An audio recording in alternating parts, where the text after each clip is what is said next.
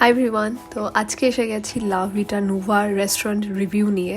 তো এখানে আমরা বাইরে ঘুরতে গেছিলাম, পাহাড়ে ঋষভ, রামধুরা, কালিম্পং। ওখান থেকে ব্যাক করার সময় আমরা লাঞ্চের জন্য এসেছি এখানে, আর তার সাথে আমার মার জন্মদিনও ছিল।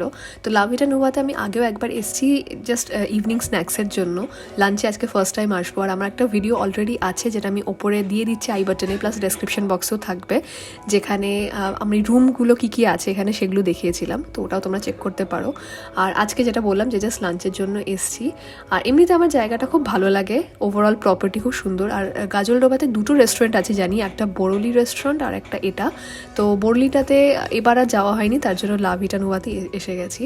আর সাইডের যে জায়গাটা, এই সুইমিং পুলের এরিয়াটা আমার খুব ভালো লাগে। আর চাইলে বাইরেও কিন্তু লাঞ্চ করা যায় যদি ভেতরে না করতে চাও। তো আমরা এখানে এসে দেখলাম প্রথমে যে একটা মকটেল কিছু 2+1 চলছিল, তো বাট এটা নিয়ে নিই। আর তার সাথে কিছু সেপারেট উইকেন্ড স্পেশাল ডিশও ছিল। আর রেস্টুরেন্টটা কেমন এবার সেটা দেখাচ্ছি। তো বেশ স্পেশিয়াস রেস্টুরেন্টটা। সবচেয়ে ভালো হচ্ছে খুব আলো আসে রুম, আমার খুব ভালো লাগে এরকম আলো থাকলে। আর ভিউ তো অবভিয়াসলি মানে বাইরে যেটা আছে ওই সুইমিং পুলে বসার জায়গাটা, ওটা এখান থেকে দেখা যাচ্ছে। আর এবার আমরা ভাবলাম যে কি লাঞ্চে করব, তো ইন্ডিয়ান খাওয়ারই ইচ্ছে ছিল। তারপরে এখানে কিন্তু খুব বেশি অপশন নেই মেনুটা আমি দেখাচ্ছি এখনই। আর একটা জিনিস হচ্ছে এখানে দাম কিন্তু অনেকটাই বেশি, মানে নর্মালি শিলিগুড়ি রেস্টুরেন্টের থেকে অনেক বেশি।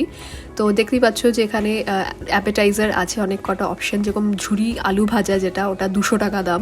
তো আমরা নিয়েছিলাম হচ্ছে চিকেন তো পেঁয়াজা আর চিকেন টিক্কা মশালা, আর তার সাথে বাটার নান নিয়েছি। আর তার সাথে নিয়েছিলাম হচ্ছে 2টো লাইম সোডা।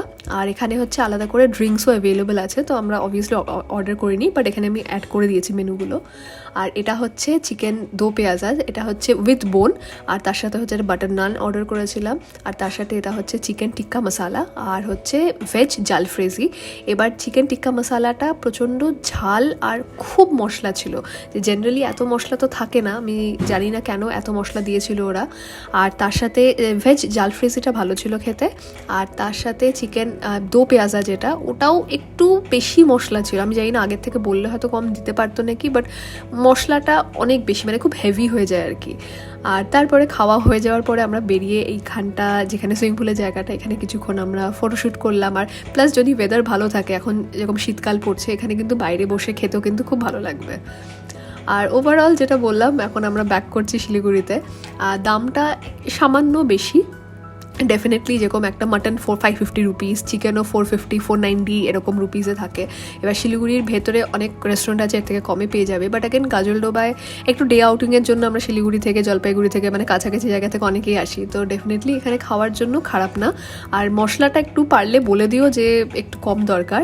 বাস এটাই আজকের ভিডিও। আর বাইরে বেরিয়ে দেখি এরকম খুব সুন্দর কয়েকটা ডাক ছিল, ভালো লাগছিল দেখতে।